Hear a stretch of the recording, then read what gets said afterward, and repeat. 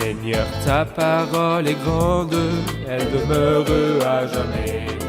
Ta parole est infaillible, rien ne peut la supprimer. Bienvenue à vous, chers téléspectateurs, ainsi qu'à tous nos téléspectateurs dans le monde entier, dans un nouvel épisode de notre émission quotidienne d'études Toute la Bible. Nous sommes toujours dans le livre du Deutéronome et nous en sommes au chapitre 11 et 12. Je vous encourage à préparer votre Bible et à nous suivre pendant l'étude. Permettez-moi au début de l'épisode d'accueillir notre invité, le docteur Issam Ezzat. Bienvenue, docteur Issam. Merci, frère Ayad. Bienvenue à nos invités aussi, soyez les bienvenus. Docteur Issam, dans les premiers versets de ce chapitre, le chapitre 11 de 1 à 7, il y a deux perspectives. Une perspective du passé, l'Égypte d'où ils sont sortis et ce qu'a fait le Seigneur au Pharaon, le roi d'Égypte, et une perspective d'avenir, que fera le Seigneur? Parlez-nous de ces deux perspectives. Perspective 1, qu'a fait le Seigneur, comme vous l'avez dit. Perspective 2, à partir du verset 8, que fera-t-il pour prendre possession du pays? Donc, perspective 1, qu'a-t-il fait parmi vous, quand il vous a fait sortir d'Égypte? Quelle grandeur et sa puissance! À Parfait. l'infini, dit la Bible. La deuxième perspective, c'est après qu'il leur ait parlé, au verset 4, de ce qu'il a fait aux Égyptiens. Il dit ce qu'il a fait pour vous dans le désert jusqu'à votre arrivée ici. Oui. Ce sont les œuvres de la providence. C'est au chapitre 8. C'est-à-dire l'Égypte et le désert. L'Égypte et le désert, avec tout ce qu'il contient, toutes les interventions divines, toute la patience et la providence de Dieu. Parfait. Puis il dit ce qu'il a fait à Dathan et à Abiram. Ce qu'est la sainteté de Dieu. 1. La puissance de Dieu. Parfait. 2. La grâce et la bonté de Dieu. Et la 3, c'est La sainteté. de Dieu et son inflexibilité sur le sujet. Et le cas de Dathan et Abiram qui nous font savoir qui est Dieu pour que nous sachions nouer nos rapports avec lui. Il dit oui, ce sont vos yeux qui ont vu toutes les grandes choses que l'Éternel a faites. C'est le passé. Parfait. Et demain, il L'avenir. est le même Dieu. Hmm. Afin d'avoir la force, dit-il, la force de prendre possession du pays dont vous allez vous emparer. Parfait. Et la conséquence à cela, afin de vivre longtemps sur le territoire que l'Éternel a juré à vos ancêtres. Des paroles souvent répétées parce qu'il a juré à vos ancêtres de leur donner à eux et à leur descendance ce pays où coule le lait et le miel. Puis il leur dit encore quelque chose d'important. Très bien. Vous cultiverez ce pays, mais il sera complètement différent de celui de l'Égypte. Comment différent Ce de l'Égypte? pays, l'Éternel aura constamment les yeux dessus. Quand vous étiez en Égypte, vos semences étaient arrosées par le Nil. Vous les arrosez par les pieds avec des roues à pédales et l'eau coulait. Maintenant vous entrez dans un lieu où vous traiterez avec Dieu et compterez sur lui. Par la foi. Par la foi, voyez-vous, nous sommes vraiment stupides. La foi devrait-elle me rassurer ou m'inquiéter? Il devrait me C'est-à-dire rassurer. que me rassurer, je suis censé compter sur le Seigneur par la foi, même en présence du fleuve. Le fleuve pourrait s'assécher. Rappelons-nous Élie. Autrefois, Dieu le laissa près du torrent et confia au corbeau sa nourriture, n'est-ce pas?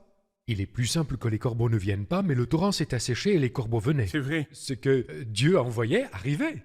Et ce qui était évident s'est asséché. C'est vrai.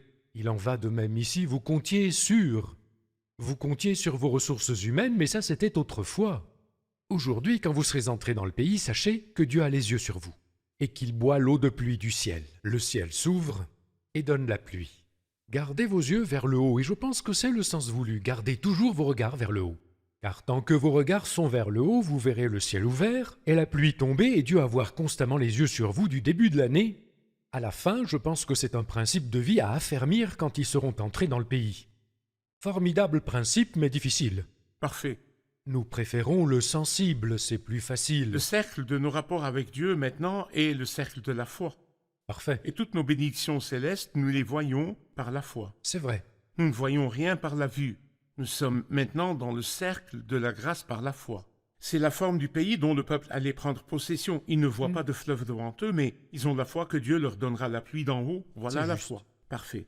À partir du verset 13, si vous obéissez au commandement que je vous prescris aujourd'hui, si vous aimez l'Éternel, votre Dieu, et si vous le servez de tout votre cœur et de toute votre âme, je donnerai au moment voulu la pluie à votre pays, les premières et les dernières pluies, et tu récolteras ton blé, ton vin nouveau et ton huile. Le Seigneur a promis ici, mais la promesse est conditionnelle. Il a promis de donner la pluie, il a promis de donner les premières et les dernières pluies.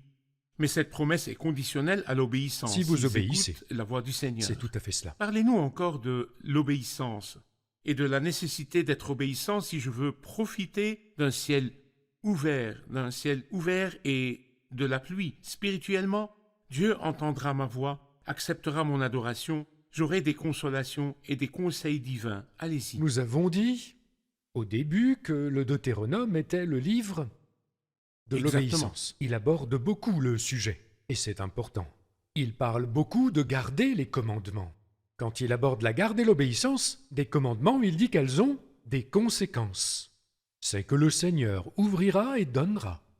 Et en vérité, l'absence d'obéissance, même dans nos vies de chrétiens, occulte les dons de Dieu.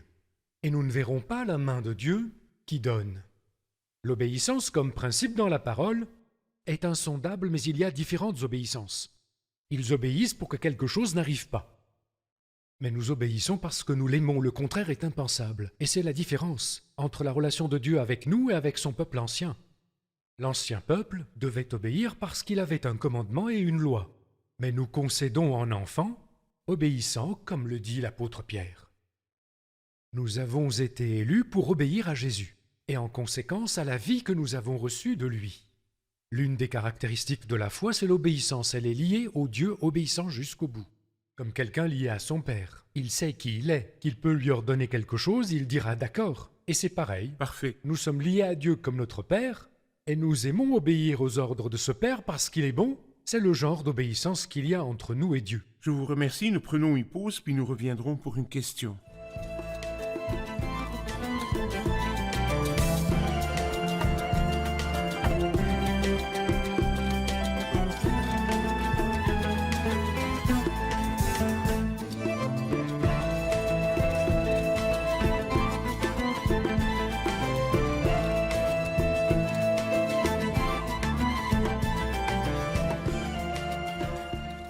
À partir du verset 18, chapitre 11, « Mettez mes commandements dans votre cœur et dans votre âme. Vous les attacherez comme un signe sur vos mains, et ils seront comme une marque entre vos yeux. Vous les enseignerez à vos enfants, et vous leur en parlerez. Quand tu seras chez toi, quand tu seras en voyage, quand tu te coucheras et quand tu te lèveras. Tu les écriras sur les montants de la porte de ta maison et sur les portes de tes villes. » Quelles sont les significations de ces paroles? À vous, docteur Issam. Ces paroles ont été dites au chapitre 6. Et elles se répètent, comme d'autres aussi, sur lesquelles Dieu accentue, notamment la manière d'être avec la parole de Dieu. Il lui dit alors ces paroles. « Mettez mes commandements dans votre cœur et dans votre âme. » Que signifie « dans votre cœur et dans votre âme » ? Vos motivations seront stimulées par ces paroles. Vous marcherez dans cette voie, votre cœur voudra marcher dans cette voie. Et ça requiert une vie divine. Votre âme y prendra plaisir, le lieu de vos émotions.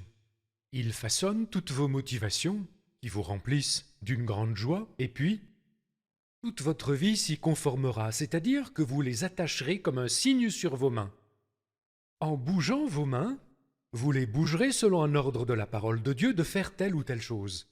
Puis ils seront comme une marque entre vos yeux, c'est-à-dire voir les choses à travers elles. Quand vos yeux regardent quelque chose, ils l'évaluent à la lumière de la parole de Dieu, car nos yeux ont tendance à errer. Alors comment bien voir, évaluer les choses à la lumière de la parole de Dieu? Et ça fera une différence dans le monde. Puis il dit, vous les enseignerez à vos enfants. Il a suivi de près. Comme si, après avoir dit mon corps, il met ses enfants après. Oui. Avant de dire vous leur en parlerez. Non. Mes enfants sont une partie de moi. Et tout comme les commandements sont importants pour mes yeux et pour mes mains, ils sont importants À mes enfants. pour mes enfants également. Puis vous leur en parlerez. Après cela, quand tu seras chez toi, ce sera le sujet de vos conversations. Méditez-la quand vous serez en voyage. Pensez-y quand vous vous coucherez pendant votre sommeil.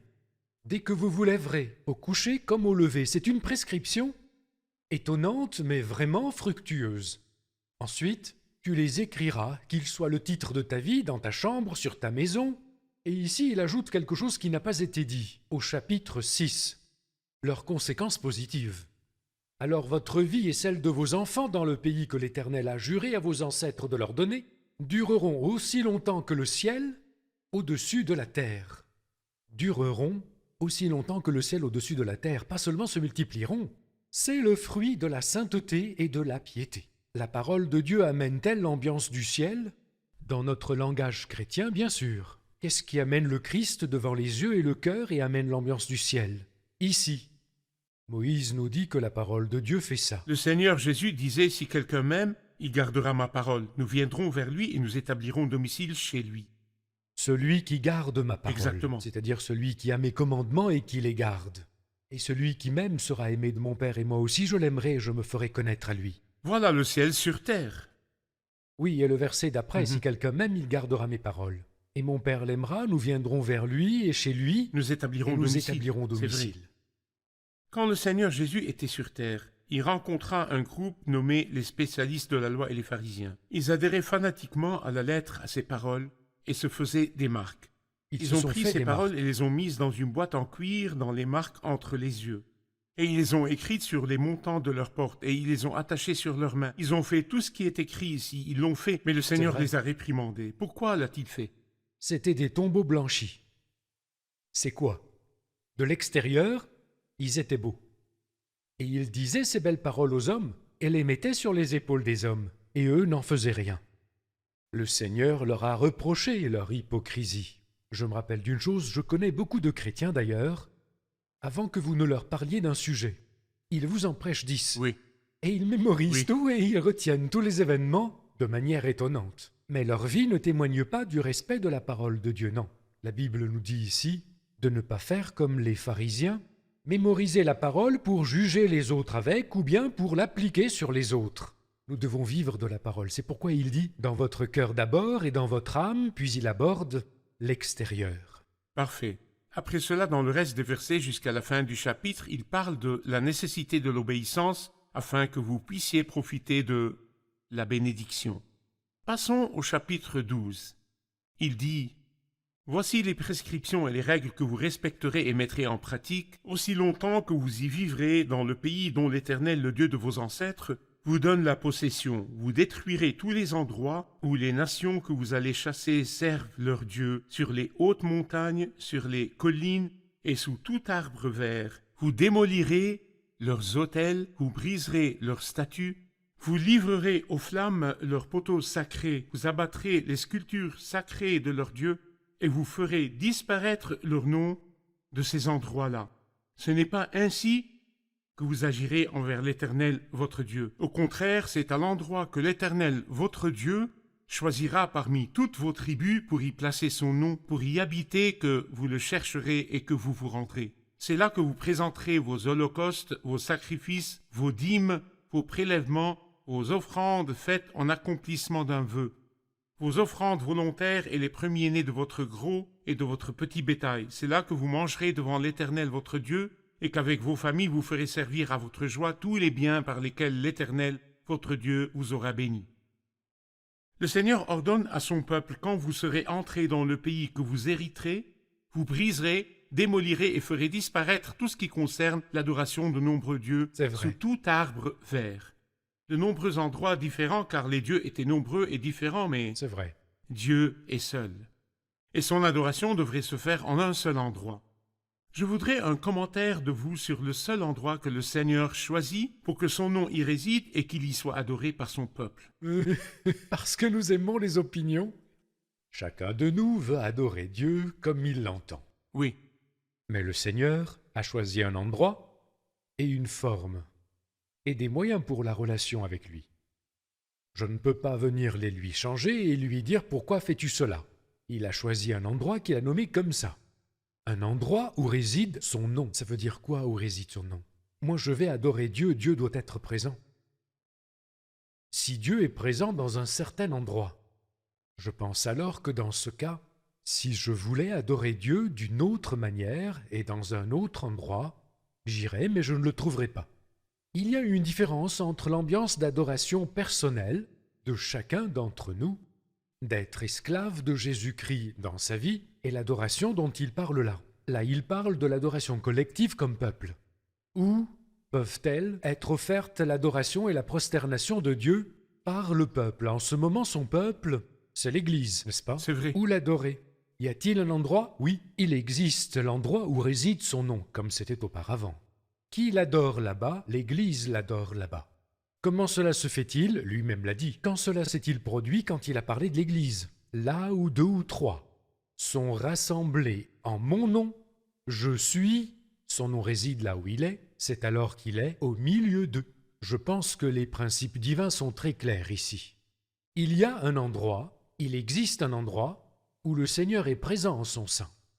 Et quand le Seigneur est présent dans un lieu, il détermine ce qui s'y passera. Ce n'est pas moi qui détermine quoi que ce soit. C'est le Seigneur qui dirige le système. Et les personnes se rassemblent pour faire la volonté de Dieu. La Bible nous a appris que l'Église est le corps du Christ.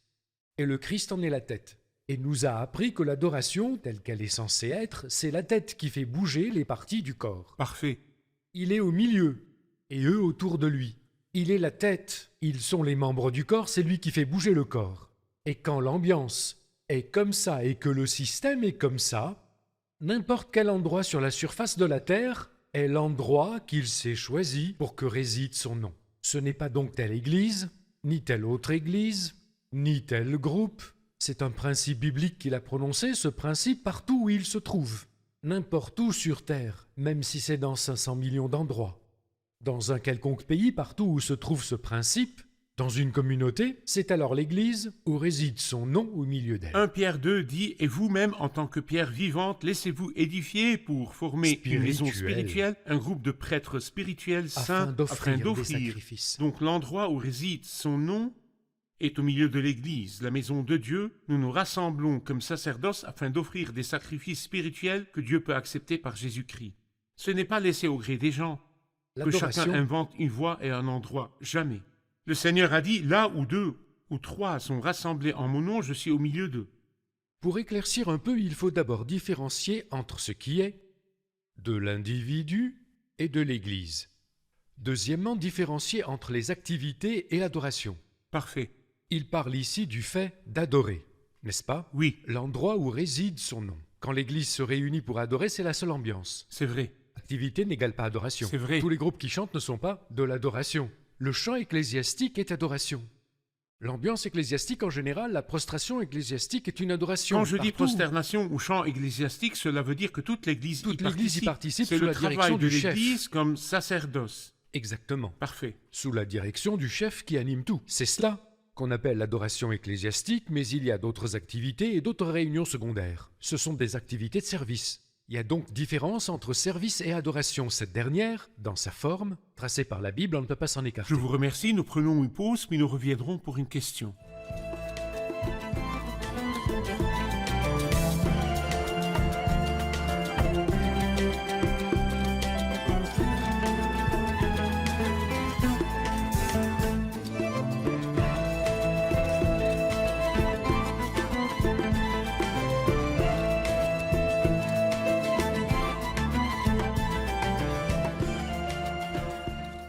J'ai une question au verset 20, dernière partie. Tu pourras manger de la viande selon ton désir.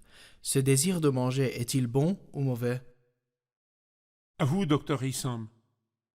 Par opposition au verset 13, veille bien à ne pas offrir tes holocaustes dans tous les endroits que tu verras.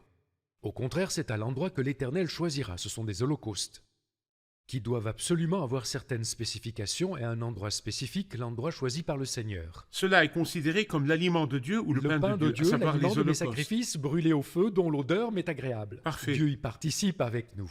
Et donc cela ne marche que de la manière indiquée dans la Bible. Mais la Parfait. Bible parle d'autre chose aussi. Mon aliment. La à moi. viande ordinaire. Tu pourras manger de la viande. Mais fais attention, si tu veux manger de la viande doit être pure. Parfait. Pour offrir des holocaustes, la personne aussi doit être pure. N'importe qui ne peut pas aller en offrir un. Mais la deuxième partie parle de la nourriture ordinaire. Si tu désires manger de la viande, si tu veux manger de la viande, as-tu le droit de le faire? Autre que la viande qui est offerte dans la maison de Les l'Éternel. holocaustes. Oui, différente. Si tu le désires, mange de tout ce que tu désires. Tu pourras manger de la viande selon ton désir. Si l'endroit que l'Éternel ton Dieu aura choisi pour y placer son nom est loin de toi, tu pourras tuer du gros et du petit bétail comme je te l'ai prescrit, et tu pourras en manger chez toi selon ton désir. Ce ne sont pas des holocaustes. C'est sa nourriture personnelle. personnelle. Parfait. Mais les holocaustes doivent être à leur place. Tu en mangeras comme on mange de la gazelle et du cerf. La personne impure et la personne pure en mangeront l'une et l'autre. Là, c'est la personne. La personne impure et la personne La pure. personne, pas le sacrifice. Le Parfait. sacrifice ne peut pas être impur. Les personnes pures et impures en mangeront, mais avec une mise en garde. Seulement veille bien à ne pas manger le sang, car le sang, c'est la vie. Tu ne mangeras pas la vie avec la viande, tu ne mangeras pas le sang, tu le verseras sur terre comme l'eau. Et puis au verset 26, il confirme l'idée initiale. Quant à ce que tu voudras consacrer et aux offrandes que tu Ce feras qui en accomplissement t'appartient. d'un vœu, tu iras les présenter à l'endroit qu'aura choisi Ce l'Éternel. sont les offrandes du Seigneur. Les offrandes du C'est-à-dire Seigneur. les offrandes qu'il présentera au Seigneur doivent être à l'endroit choisi par le Seigneur. Oui, tout à fait. Mais sa nourriture personnelle sera chez lui, mais aussi comme le prescrit la Comme loi. le prescrit la loi. Comme le prescrit Tout à la fait. loi. Parfait. Je voudrais un commentaire sur la dernière partie du verset 29 qui dit « Lorsque l'Éternel ton Dieu aura exterminé les nations que tu vas chasser devant toi, lorsque tu les auras chassées et que tu te seras établi dans leur pays, fais bien attention, ne te laisse pas prendre au piège de les imiter une fois qu'elles auront été détruites devant toi. Ne t'informe pas sur leur Dieu en disant « Comment ces nations servaient-elles leur Dieu ? Moi aussi, je veux faire de même. » Il est clair que c'est d'abord de la curiosité. Il veut savoir comment les nations adoraient leur Dieu et il veut voir, mais il sera pris au piège, il sera pris au même C'est vrai. piège, l'imitation. Ne risquons-nous pas également ces jours-ci d'imiter les nations dans leur façon de s'approcher de leur Dieu et de profaner l'adoration du seul Dieu? En fait, le désir d'imiter les autres. Et le désir de marcher dans tout ce qui est étranger, ces choses-là, ils ne les avaient pas vues. Mais en entrant, ils verront des choses étranges. Ils verront des dieux païens, comment ils adorent, comment ils s'approchent de leur Dieu. La passion qui est en eux, le désir qui est en eux les fera enquêter sur tout cela. Qu'est-ce que ça peut bien être? Il se peut qu'il y ait des choses attrayantes et impressionnantes. N'est-ce pas ce qui arrive au christianisme de nos C'est jours? vrai. Nous voyons des choses mondaines à tel point que, je vais dire une chose, pardonnez-moi. En ce moment, j'ai souvent du mal à faire la différence entre une chanson et un hymne religieux. C'est vrai. Cela montre quoi? Que quelqu'un a été pris au piège sans le savoir, par une certaine tentation pour voir. J'ai aimé la mélodie, je l'ai aimé, j'en ai fait alors un hymne. C'est vrai. Nous disons maintenant que cet hymne ravive les émotions, et l'on a oublié que l'hymne est une sorte d'adoration spirituelle qui doit être digne de Dieu. Tout cela, c'est quoi? Tenter et prise au piège volontairement. C'est moi qui ai cherché ici, il ne dit pas que quelqu'un l'a séduit. Peut-être qu'au chapitre 13, il dira que quelqu'un l'a séduit. Mais là, il parle de la passion et de la volonté qui cherche à améliorer la manière d'adorer, et elle prend ce qu'il y a autour, car ça peut être attrayant. Et c'est ce qui arrive au christianisme de nos jours. Je me souviens que le christianisme, à ses débuts, était pur, sans aucune retouche C'est ni vrai. addition. Mais vers l'an 313 de notre ère, quand Constantin s'est converti au christianisme, il a introduit une série d'additions au christianisme, parmi lesquelles les images et les statues, et une série de jours fériés qui étaient liés au culte des dieux païens, qui sont entrés dans le cercle de la confession chrétienne. Ainsi, le culte a été Ça, c'est pollué vrai. et le cercle chrétien a été pollué, et nous avons des additions qui n'ont pas de relation ou de racine dans la parole de Dieu. Il ajoute deux choses. Après avoir dit ça, il ajoute deux choses. Il dit ce qu'ils font est dangereux, à tel point qu'ils font des choses parmi lesquelles elles servaient leur Dieu en accomplissant toutes les pratiques abominables que l'Éternel déteste. Elles passaient même leurs fils et leurs filles au feu en l'honneur de leur Dieu. N'est-ce pas que quelqu'un a fait ça par la suite de ce même peuple? Si, L'un des juges, n'est-ce pas que l'un d'eux a fait cela? il a fait ça. Et ainsi de suite. Mais qu'est-ce qui l'a poussé à faire ça? L'imitation de ces choses-là. Puis il répète ce qui a été dit au chapitre 4. Écoutez, vous voulez Vous marcher n'y comme il faut? ajouterez rien et vous n'en retrancherez Vous rien. observerez et vous mettrez en pratique toutes les choses que je vous ordonne, vous n'y ajouterez rien, et vous n'en retrancherez rien. N'essayons pas de faire des retouches à la parole de Dieu, et de dire celle-ci est faible, celle-là est insuffisante, nous allons l'améliorer comme ci ou comme ça. Ce sont des pratiques destructives, mais elles sont malheureusement entrées dans le christianisme. Merci, Dr Issam. Nous sommes arrivés à la fin de l'épisode. Je vous Révisons-le en avec prie. nos invités. Qu'avons-nous appris aujourd'hui? Nous avons appris que la terre promise est différente de l'Égypte en ce sens qu'ils n'auront pas besoin de la cultiver ou d'en prendre soin car l'Éternel ton Dieu a constamment les yeux sur elle du début à la fin de l'année. Il leur apprend et nous apprend de ne pas compter sur les ressources matérielles mais de fixer les regards sur le Seigneur et il s'occupera de nous. Nous voyons l'importance de notre rapport avec la parole de Dieu. Nos motivations intérieures seront stimulées par sa parole. Aussi, notre évaluation et notre vision des choses se feront à la lumière de sa parole. Si je veux me réjouir de Dieu, je n'ai que la voie de l'obéissance et l'obéissance à ses commandements, car ses commandements ne représentent pas un fardeau. Merci, que Dieu vous bénisse. Merci, Dr. Issam. C'est à moi, Que frère Dieu vous Ayad, que bénisse. Dieu vous bénisse. Chers téléspectateurs, nous avons appris dans l'épisode d'aujourd'hui que Dieu a choisi un seul endroit où l'homme peut s'approcher de lui, là où réside son nom. Quel est cet endroit? Là où l'Église se réunit et que seul le Seigneur est là. Quand nous nous réunissons en son nom comme Église, nous sommes une maison spirituelle, un groupe de prêtres saints, quand nous nous réunissons autour du Christ et qu'il est au milieu de nous. Quand il a dit « Là où 2 ou 3 sont rassemblés en mon nom, je suis au milieu d'eux ». Aucune personne n'a le droit d'inventer sa propre voie pour atteindre Dieu. Caïn a essayé d'inventer une voie pour s'approcher de Dieu qui s'appelle la voie de Caïn. Il arbora un air sombre, mais sur la base du sacrifice, Abel fit une offrande des premiers-nés de son troupeau et de leur graisse, une voie par laquelle il s'approche de Dieu. Chers téléspectateurs, il n'y a qu'une seule voie quand nous nous réunissons comme Église autour du Seigneur. Ne vous faites pas votre propre opinion et votre propre voie, mais venez apprendre ce que dit la Bible. Je vous retrouve dans le prochain épisode. Que le Seigneur soit avec vous.